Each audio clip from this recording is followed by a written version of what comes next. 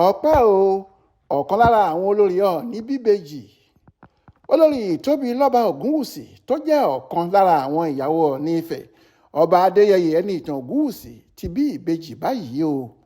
Nínú àtẹ̀jáde kan tí Ọọ̀ni gbé sí ìkànnì Facebook rẹ̀ láìpẹ́ yìí ló ti ní òun dúpẹ́ lọ́wọ́ Ọlọ́run fún ire ńlá tó wọlé tọ ilé Odùduwà.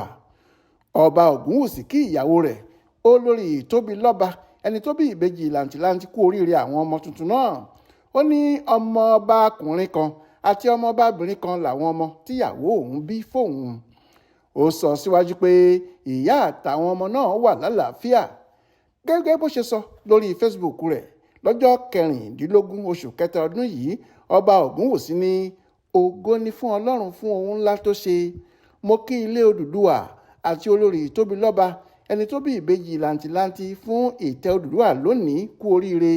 Ìyá àtàwọn ọmọ wà lálàáfíà. Ògo ni fún Ọlọ́run ọba.